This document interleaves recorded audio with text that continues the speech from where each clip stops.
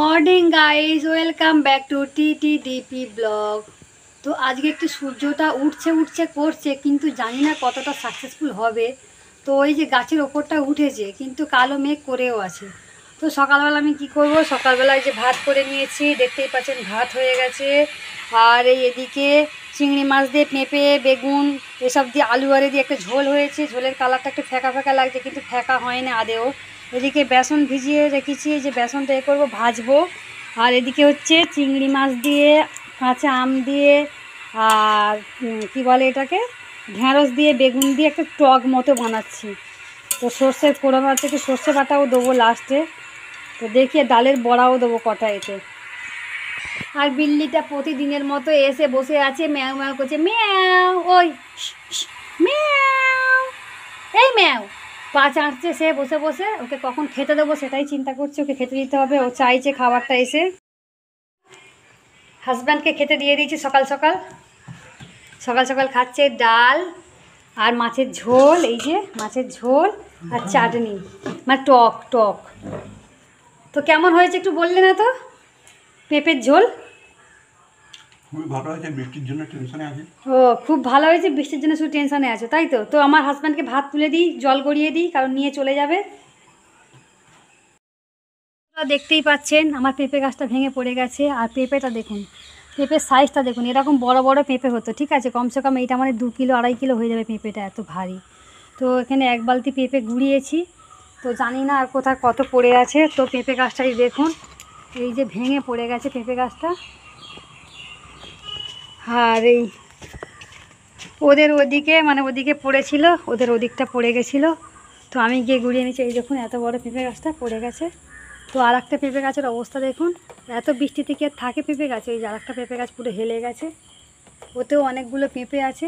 সব পেঁপে গাছগুলো আমার মরে যাবে, আর পেঁপে গাছ থাকবে না। আর কলা গাছের অবস্থাটা দেখুন। তো কলা হয়েছে, জানি না কলাটা কবে কি হবে। তো কলা গাছটা, এই যে কলা হয়েছে আমার, মানে ঘাস উঠে গেছে কলা গাছের উপরে। আর এই কলা গাছগুলো অনেক বেড়ে গেছে, ঘাস ভর্তি, জঙ্গল ভর্তি। আর এই দেখুন পেঁপে গাছটা হেলে কোথায় চলে এসছে, তাই না? এত সুন্দর পেঁপে গাছ, এখন পেঁপে গাছ বাড়তে কত সময় লাগবে। এখানে এত মাটিটা আলগা যে এরকম হয়ে গেছে একটু ঝড়েতে। আর পুরো জঙ্গল, একদম পুরো পিছনটা পুরো জঙ্গল হয়ে গেছে। এই জঙ্গল সাফ করতে হবে। তো ঝিঙে গাছগুলো সব মরে গেল মনে হয়, আর মনে হবে না। ওখানে কয়েকটা কুঁদরি হয়ে আছে দেখতে পাচ্ছি। তো ঝিঙে গাছ পুরো মরে গেল, আর হবে না। এই যে একটা ঝিঙে হয়ে আছে এখানে, দেখুন ঝিঙের অবস্থা দেখুন, ঝিঙে হলদে হয়ে গেছে এখানে দেখুন। এ বাবা, এটা দেখিনি আমি আগে, এটা দেখলে তুলে নিয়ে যেতাম। এটা পোকা ধরে গেছে, এখানটা পোকা লেগে গেছে। আর এই পেঁপে গাছটারও অবস্থা দেখুন, এই দেখুন এই পেঁপে গাছটার অবস্থা দেখুন, এটাও হেলে চলে এসছে।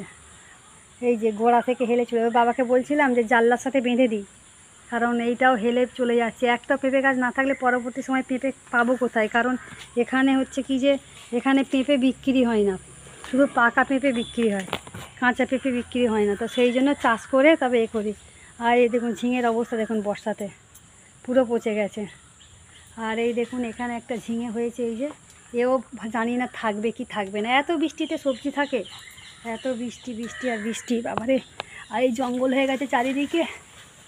তো জানি না এর মধ্যে ঝিঙে আছে কিনা, জানি না। এইরকম অবস্থা, আর বৃষ্টির শেষ নেই, বৃষ্টির শেষ নেই। তো এই দেখুন গাছগুলো কি অবস্থা। আমার লঙ্কা গাছটা, বাবা লঙ্কা গাছটাও তো হেলে গেছে।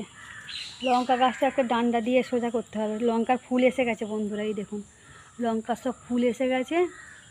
লঙ্কা গাছটা ভালো করে যত্ন করতে হবে। আর সব গাছগুলোর কি অবস্থা দেখুন। কি করব, এত বর্ষাতে কিছু করার নেই, এত বর্ষা। আর এই যে এদিকে তো গাছগুলো সবই গেছে, সব গাছগুলো ভাবছি বর্ষাটা মানে হয়ে গেলে, কেটে গেলে, বর্ষাটা পুরো যখন হয়ে যাবে, ঠিকঠাক হয়ে যাবে, তখন ভাবছি সব পরিষ্কার করে দেবো, সুন্দর করে সব পরিষ্কার করে দেবো। আর এই বরবটি গাছটা এখানে তুলেছিলাম, তো জানি না বরবটি গাছটা বাঁচবে কি না, হয়তো নাও বাঁচতে পারে এই বর্ষার জন্য। আবহাওয়াটা আপনারা দেখলেই বুঝতে পারবেন যে কী অবস্থা।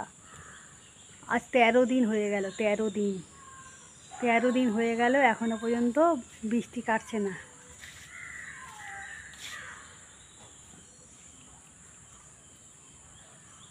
খুব অবস্থা খারাপ বন্ধুরা, কিছু বলার নেই। আর জানি না কে, তো উঠোনটা অনেকটা পরিষ্কার আছে, কারণ কালকে আমি ঝাড়ু দিয়েছি, ঝাড়ু দিয়ে করেছি, ঝাল্লা জোড়ো করেছি এই যে এখানে।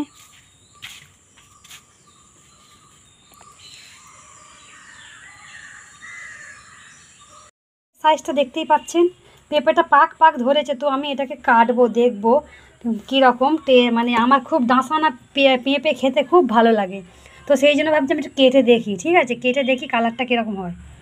পেঁপেটা কেটে ফেলেছি, পেঁপেটার কালারটা দেখুন, ফোনেতে ফ্যাকাসে ফ্যাকাসে লাগছে, কিন্তু একদম অরেঞ্জ কালার হয়ে গেছে, একদম অরেঞ্জ কালার।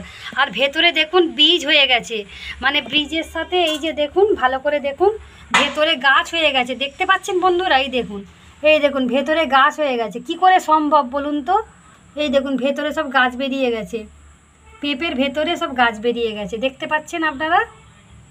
এই দেখুন এদিকে, এইটাতেও দেখুন, এই দেখুন ভালো করে দেখা, একটু বড় করে, পেঁপের ভেতরে গাছ বেরিয়ে গেছে।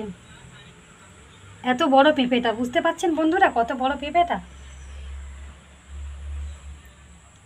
তো আমার ডাসানা পেঁপে খেতে খুব ভালো লাগে, সেই জন্য কেটে ফেললাম। দেবাঞ্জনার বাবারে আসবে, তো এসে এলে আমি এইটা খেতে দেবো ওদের দিকে। তো বন্ধুরা আমি আধখানা কেটে নিয়েছি, দেখতেই পাচ্ছেন আধখানা কেটেছি।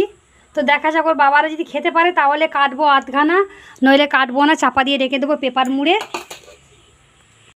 তো বন্ধুরা রাজু ভাই আর এর বাবা এসে গেছে, আসতে আমি পেঁপে দিয়েছি খাওয়ার জন্য। তো এরা তো অবাক যে এত বড় পেঁপে, তো কালারটাও খুব সুন্দর, দুজনে বসে বসে খাচ্ছে, আর আমি চা বানিয়ে নিয়ে এসেছি, তো চা দিয়েছি, ওরা খাচ্ছে, বলছে খুব সুন্দর টেস্ট। আর বন্ধুরা পেঁপের কালারটা একবার দেখুন, কত সুন্দর কালারটা। আমার তো এরকম পেঁপে খেতে খুব ভালো লাগে, আপনাদের কীরকম লাগে এই পেঁপে খেতে? তো আমার আধখানা আছে, রেখে দিয়েছি আধখানাটা, ওইটা কালকেরে খাবো।